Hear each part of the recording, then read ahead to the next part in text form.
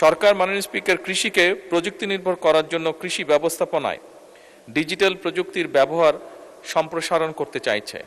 মাননীয় স্পিকার, বর্তমান সরকার কৃষিকে সনাতনী আর শ্রমনির্ভর ব্যবস্থা থেকে বের করে নিয়ে এসে গবেষণা, আধুনিক প্রযুক্তি, উদ্ভাবন এবং যান্ত্রিকরণের মাধ্যমে একটি প্রযুক্তি নির্ভর, লাভজনক, প্রতিযোগিতামূলক এবং টেকসই খাতে রূপান্তরের লক্ষ্যে বেশ অনেকগুলো পদক্ষেপ গ্রহণ করছে মাননীয় স্পিকার। কারণ আজকে থেকে 10 বছর বলি, 20 বছর বলি, 30 বছর আগে আমাদের যেই জনসংখ্যা ছিল, আমাদের জনসংখ্যা অনেক বৃদ্ধি পেয়েছে। তার ফলে আমাদের যে কোনো কৃষিজাত পণ্য উৎপাদন আমাদেরকে বাড়াতে হবে এবং সেই জন্য সনাতনী পদ্ধতিতে যদি আমরা থাকি, এই উৎপাদন বাড়ানো সম্ভব নয়। মাননীয় স্পিকার, বর্তমান সরকার যে সকল ব্যবস্থা গ্রহণ করতে চাইছে তার মধ্যে একটি হচ্ছে ডিজিটাল ও স্মার্ট কৃষি ব্যবস্থা প্রতিষ্ঠা। সরকার মাননীয় স্পিকার কৃষিকে প্রযুক্তি নির্ভর করার জন্য কৃষি ব্যবস্থাপনায় ডিজিটাল প্রযুক্তির ব্যবহার সম্প্রসারণ করতে চাইছে।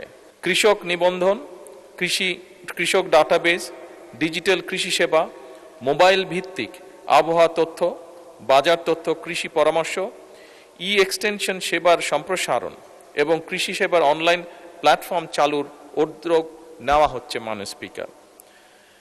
এর বাইরে একই সাথে কৃষক কার্ড, কৃষকের ডিজিটাল ডাটাবেজ এবং সরকারি সেবা কৃষকের নিকট সরাসরি পৌঁছে দেবার জন্য কৃষক কার্ড বিতরণ কার্যক্রম শুরু করতে যাচ্ছে ইনশাল্লাহ সরকার।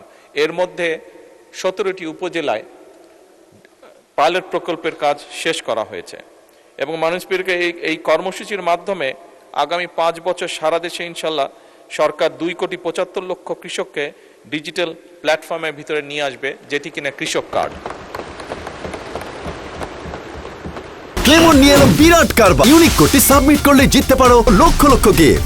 বিস্তারিত ফেসবুক পেজে। মাননীয় স্পিকার, উৎপাদন ব্যয় হ্রাস, শ্রম সংকট মোকাবেলা এবং কৃষিকে লাভজনক করতে কৃষিকে অবশ্যই যান্ত্রিকরণ করা হচ্ছে। যন্ত্রের ব্যবহার কৃষিতে বাড়ানোর চেষ্টা করা হচ্ছে। একই সাথে সরকার কৃষিতে রিমোট সেন্সিং, কৃত্রিম বুদ্ধিমত্তা বা AI, internet of things, drone প্রযুক্তি, GIS, স্যাটেলাইট তথ্য, বিগ ডাটা এবং আধুনিক তথ্য প্রযুক্তির ব্যবহার সম্প্রসারণের উদ্যোগ গ্রহণ করছে।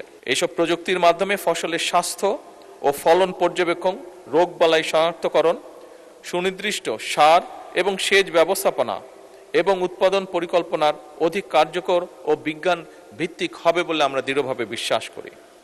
মাননীয় স্পিকার, আধুনিক প্রযুক্তি এবং তথ্য নির্ভর প্রিসিশন এগ্রিকালচার চালু করে উৎপাদন যে খরচ সেটি কমানো এবং কৃষকের আয় বৃদ্ধি করা অন্যতম একটি লক্ষ্য আমাদের। সুষম, নিরাপদ ও পুষ্টি নিশ্চিত করার লক্ষ্যে যথোপযুক্ত প্রণোদনার মাধ্যমে কৃষি খাতকে পুনর্বাসন এবং বিকশিত করারও পরিকল্পনা রয়েছে। একই সাথে মাননীয় স্পিকার, দেশের কোন এলাকায় কোন সময় কোন ফসল ভালো হবে, কি পরিমাণ সার লাগবে, আবহাওয়ার পূর্বাভাস ইত্যাদি সংক্রান্ত পরামর্শ প্রদান করা হচ্ছে এবং এটিকে আরও অর্গানাইজ করা হবে কৃষক কার্ডের মাধ্যমে।